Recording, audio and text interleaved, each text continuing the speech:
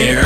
What's up, everybody? It's your favorite Guardian of the Wheels, favorite nerd, and today we are looking at the Star Wars Black Series Baze Chirrut. Now, these figures were repacked with a bunch of other Black Series figures that have already been released, so that's kind of been irritating for a lot of people, including myself. I ended up picking up from Entertainment Earth for retail plus shipping, so if you're looking for them, that would be my advice. Now that that's being said, I think that we can just move on to the figures. So let's talk about this fella, and we'll talk about his accessories as we take them off of him so that we can then talk about the figure. So it comes with this piece here, which plugs into the back. Pretty nice fit. It is slotted in a specific shape for it to go on. I don't exactly remember what this was. I don't know if it was like a communicator or a detonator maybe. I can't remember. It seems to have like a metallic copper-esque finish on it, and the sculpt on it is quite nice as well. He then has this assembly. So this is made up of 3 parts. We'll talk about each one independently. This backpack, really well done. Silver is painted on there. I wonder if this comes off. Doesn't look like it. The red is painted on there and the copper is painted on there, or the gold, and it looks really good. Great sculpt work, great paint work, pretty much all the way around. There's a few places where he gets a little carried away, but for the most part it's done extremely well. Plugs into his back right there, silver paint there, red paint there on the exhaust as well, and then this cape, which I do wish was soft goods like they did with Boba Fett's.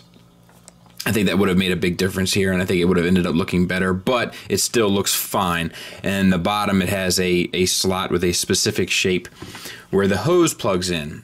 Now the hose is a soft plastic, and it plugs into the front and back. It's not painted at all, so it looks a little plain, and that's a bit unfortunate. It's also, while it's a soft plastic, it doesn't quite give you the movement that you wish it would, which does make putting him in a pose rather difficult, but he has a difficult time getting into poses for a lot of reasons, which we will get into soon.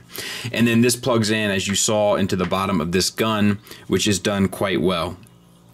Good sculpt. We got silver paint added, this like red paint that looks like it's been chipped off along the edges, so that looks pretty cool, and it's the same on the other side, and that plugs into the bottom of there, and there is a little notch in there as well so that you can only plug this portion into the bottom of the gun properly one way. And I've just put I think some stress on this soft plastic here, or maybe not, it just looks like it, maybe it's the picking up the light, I can't tell. Either way, I would be careful with this. Bending this back and forth, repeatedly, I can see causing an issue. And now we'll talk about the figure himself. I think they did a great job with the face sculpt. It's not painted extremely well. It's painted fine, but it's not, anything to write home about. Like, the eyes are done fairly well, and the hair is done fairly well, but you kind of wish it had more depth and shading and such, which it just doesn't have. But I'm going to try to do some custom work on some of these soon and see if I can make a difference. But the head sculpt is great. I think it really, really invokes the character. The head is on a ball joint on a hinge, but because of the surrounding tunic, the articulation is limited. However, I am kind of okay with it because he shouldn't be able to get that great of a range anyway wearing this.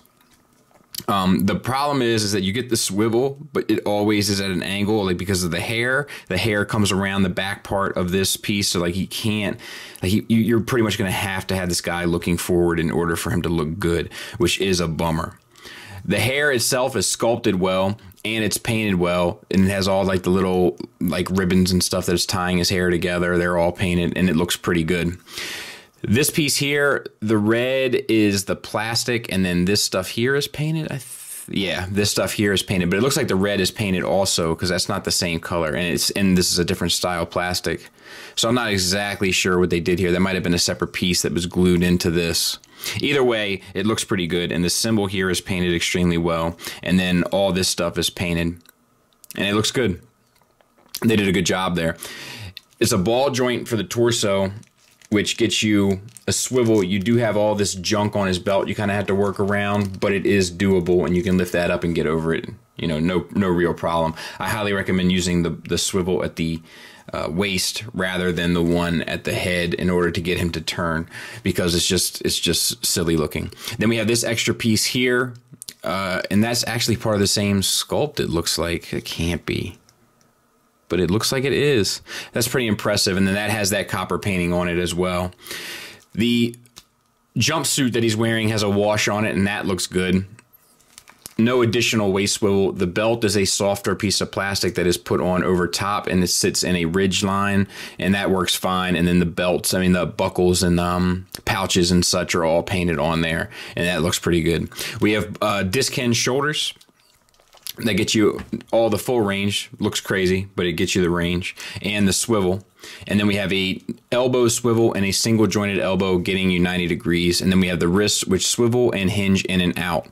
And same for the other side. Detailings wise, you do have this red paint and this like beige paint at the end of his jumpsuit, as well as the wash that's applied to it that we've already spoken about. Black gloves and the white painted on top. I did have to open his hand up a little bit to get him to hold the underside of the rifle. You may have to as well if that is a look you are going for. And like I said, same for the other side. This hand does hinge up and down, though, which is nice. I prefer having one in out and one up down, so to speak. So that's good. T-jointed ball joints for hips, but still fairly limited. Oh, no, maybe not. Maybe they're just tight. So it gets you out to there about, not great. And then forward and back. Gets you forward a good amount, not back great. And then a thigh swivel, which is at a cut underneath, so that works fine. We have the wash on the pants as well, and then we have this extra thigh armor and knee armor that's painted, double jointed knee, which looks great on the armored piece, and it looks fine on the unarmored piece. And then we have the shoes, the boots. They're painted on the legs, and it's flat plastic for the foot piece. And you get a hinge for an ankle tilt back, and then you get a rocker on a swivel. The problem is that you get no tilt forward, and I don't know if you can see this or not, but like the sculpt of the ankle, like it juts out there down at the bottom. It just makes him relatively unbalanced. It's a difficult time getting him to stand.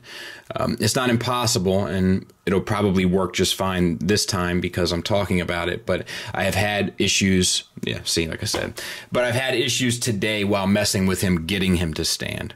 And that is this fella. And we'll talk about the accessories like we did with the other one. He comes with the staff, like the walking stick / weapon, which is cool. The silver is painted down here at the bottom and is painted here as well. It's not a clean paint cut, and this does separate, so you can do that as well. Let me see if I can. It's a thin peg, though, so be mindful. But the paint actually isn't very sharp. There's silver that goes outside the lines down there, and then the silver doesn't quite finish the handle up here, but the sculpt is cool. And then we have this one. He holds them both well, as we saw, which is like the bowcaster type weapon.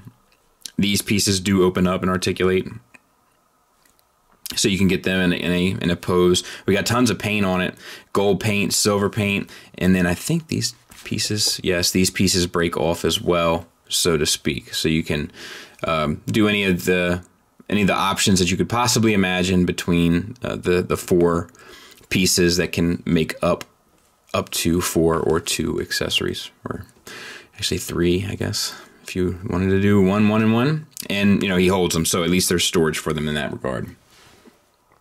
This guy, I'm not as crazy about the face sculpt. It's in the ballpark. Like, I think it's true to the spirit of the character and of Donnie Yen, but I feel like it looks a little old, or maybe a little, I don't know, a little chunky.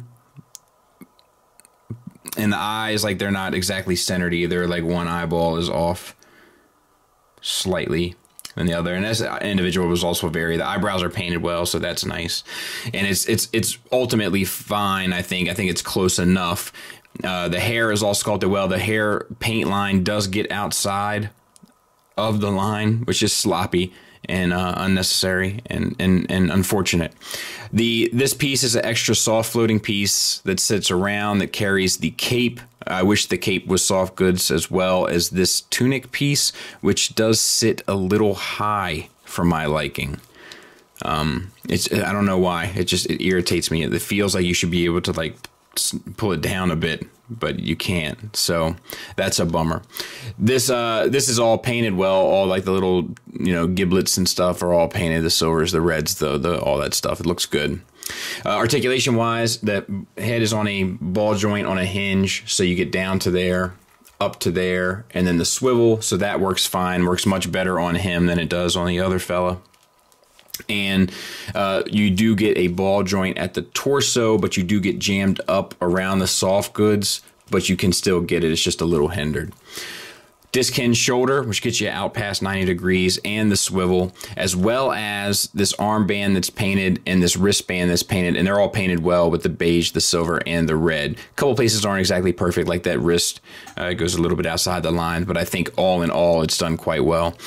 Single hinged elbow that gets you 90 degrees, and that's where the swivel is. And then the wrist swivels and hinges in and out, and this one swivels up and hinges up and down.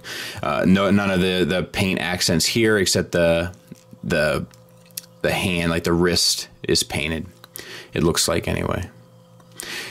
So yeah, not the best, but not the worst either. I think I think it's fine in that regard for the most part. I don't know. And then we'll see. Let's move on down. T-jointed ball joints for hips. These work a bit better. They get you all the way out to there. And then front and back to there and there. Thigh swivels built in, and double jointed knee on these huge knee pads, which looks terrible but gets the job done. And you can come up with some really cool poses with this guy. Because of the soft goods and stuff, I will admit it lends itself to some pretty cool looking looks. And then down at the ankles, you have you know, a hinge for an ankle tilt, and you get a little bit up and a good bit down, and then the swivel gets you the rocker. So that all works fairly well. I think that, like, functionally, like, it's weird, right? I guess we'll talk about it in final thoughts, but it's not bad. Final thoughts wise, I really think if you could take elements about each of these and combine them into like some sort of Frankenstein monster of a toy, you could really create a really, really good product.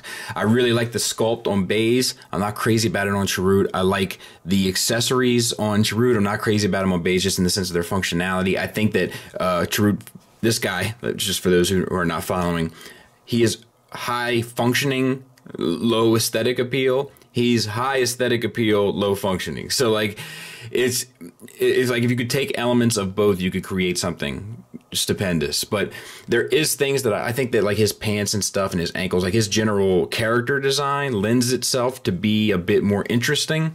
So that definitely helps, you know, his situation.